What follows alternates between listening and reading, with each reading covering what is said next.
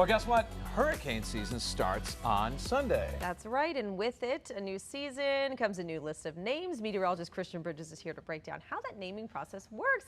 I do always wonder about this. Yes, and there's like a specific criteria that we have to go through to, put a name on the list. There's certain names that can't be used. And yeah, it's kind of an interesting process, and it's interesting to see what letters are avoided as well on the naming list, because we don't use all 26 letters of the alphabet. Yeah, I didn't know there was a science behind the science. Yes, there kind of is. There is a little bit. We have to have some sort of, rules for it. Otherwise, it would just kind of be a free-for-all, I feel like, when it comes to naming hurricanes. So let's talk about how all of this works. There are 6 lists of names that rotate through each year. So every 6 years, basically, the list is repeated. So we've got the 6 lists. They are 21 names. Again, we are skipping 5 letters in the alphabet, and those letters are Q, U, X, Y, and Z. You can probably guess why.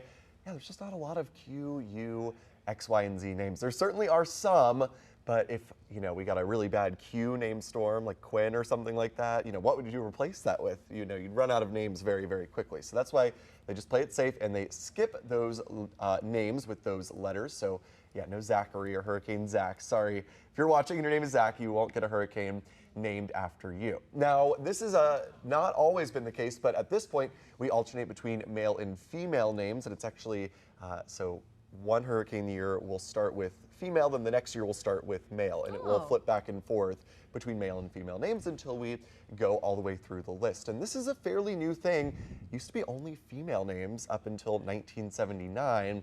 And then they started the alternating pattern between male and female. So kind of interesting.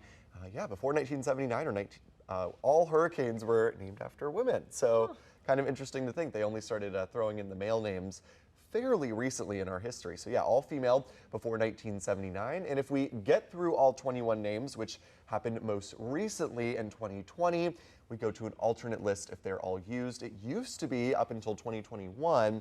The Greek alphabet, that's what we would go to, but in 2020 we had 2 really devastating Greek name storms, Eta and Iota, and it was like, do we retire a Greek letter? Then we can't use that in the future.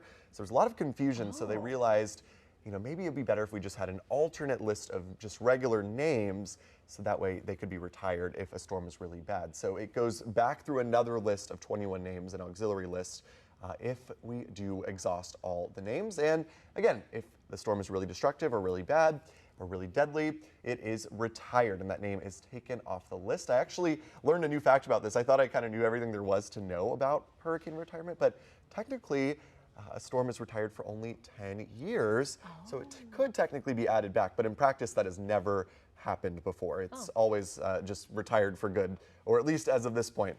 It's not to say we couldn't, add one of these names back maybe in, 50 years or something like that. But usually retirement means it's off the list for good. So let's use Hurricane Helene last year as an example. Of course, a devastating storm. It made landfall in Florida, brought terrible flooding to western North Carolina. It was one of the deadliest hurricanes to ever hit the U.S. So again, we have that storm that causes that death and destruction.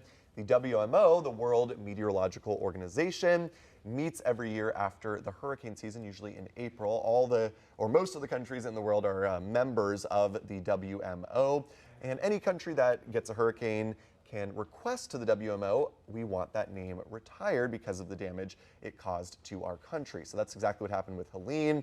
That name was removed. If it's retired, again, it's removed from the naming list for at least 10 years, but again, in practice, that has usually just meant that the name is gone for good. We have never brought back a retired name and used it again. And for the new name, it has to be chosen of the same gender. So Helene was replaced with another female name. It has to be a short name or fairly short. It can't be, a tough to pronounce name. It has to be pretty easy to pronounce as well. And usually they're not going to go for a name like, I don't think there would ever be a Hurricane Christian, just because my name is also a religion. So that could, create some controversy as well. So they try to keep it, no politics, no religion or anything like that, in short and easy to pronounce names. So here's how that worked with last year's hurricane season. We had 3 names that were retired. We had Beryl back in June and July. That caused a lot of damage. It was replaced with Brianna. Helene was replaced with Holly, and Milton, if you remember that hurricane that hit Florida as well back in October, that was replaced with Miguel. So when this list comes up again in 2030 and 6 years, or I guess 5 years now, we will be using those 3 names as opposed to Beryl, Helene, and Milton. And let's take a look at this year's naming list. Of course, hurricane season, if you can believe it, begins in just a couple days on Sunday, June 1st. And here is the list of names for the 2025 season. This is the same list we used in 2019. Again, that was 6 years ago. We've got one new name that has never been used before, and that's Dexter. That replaced Dorian from back in 2019. So yeah, kind of interesting how this all works.